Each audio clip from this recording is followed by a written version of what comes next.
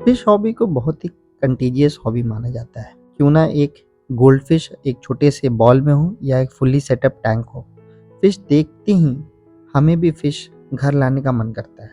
साथ ही में हमारे जो एक्वेरियम शॉप वाले लोग होते हैं, हमें ऐसे डील करते हैं, डिटेलिंग करते हैं कि हमें लगता है कि ये फिश हॉबी बहुत ही सिंपल है। साथ ही में वो हमें 3-4 मेंटेनेंस प्रैक्टिसेस बताते हैं जो फॉलो करने से फिश लॉन्ग लिव करेंगी, और तब भी फिशेस मरती हैं। खासकर नए हॉबिस्ट के पास तो जरूर मरती है। तो क्या रीज़न है इसका? What is the reason? इसका रीज़न है कि फिश को पेट करना या एक्वेरियम रखना is not about taking care of fish, it is taking care of water.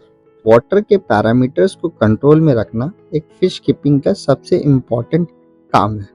इसमें हम लोग वाटर के various parameters like temperature, pH, ammonia, GH, KH, nitrite and nitrate, इनको बैलेंस करके रखते हैं ताकि जब वाटर अच्छा होता है तो फिश और प्लांट्स दोनों की लाइफ अच्छी होती है, ग्रोथ अच्छे से होता है। सो पीएच क्या होता है? पीएच हाइड्रोजन आयन के कंसंट्रेशन को डिनोट करता है, जो हम लोग बचपन में केमिस्ट्री क्लास में भी पढ़े हैं।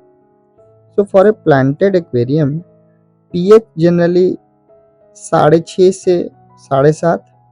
अगर पीएच ज़्यादा होगा तो क्या तुरंत मछलियाँ मर जाएंगी या प्लांट्स मर जाएंगे? शायद नहीं, क्योंकि पीएच से ज़्यादा फ्लक्चुएशन ऑफ पीएच खतरनाक होता है। तो ये फ्लक्चुएशन ऑफ पीएच क्या होता है? फ्लक्चुएशन ऑफ पीएच का सिंपल सा मतलब है कि अगर मॉर्निंग में मेरे एक्वेरियम टैंक का पीएच 6.5 है एंड इवनिंग में जो पीएच है 7.2 है, इसका मतलब है कि मेरा पीएच फ्लक्चुएट कर रहा है।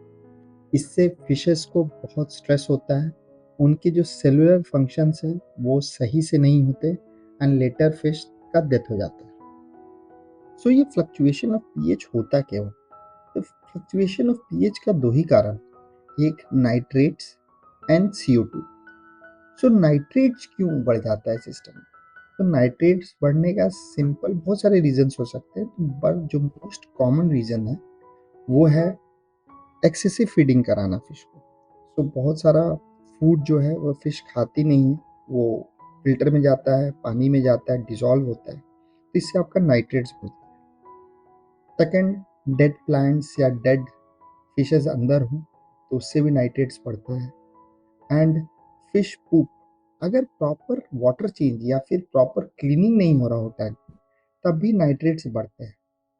सेकंड जो मैंने बताया था CO2, अगर CO2 बढ़ रहा है तब भी आपका पीएच चेंज होगा, क्योंकि CO2 डायरेक्ट ऐड करके एसिड बनाता है।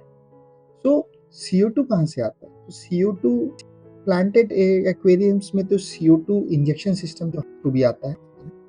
इवन जो प्लांट्स जब सनलाइट मिलता है तो वो CO2 को यूज करके फोटोसिंथेसिस करते हैं। तो अगर कोई बाहर से CO2 डोज कर रहा होगा तब भी आपका पीएच चेंज होगा। तो ये पीएच फ्लक्चुएशन को कंट्रोल कैसे करें?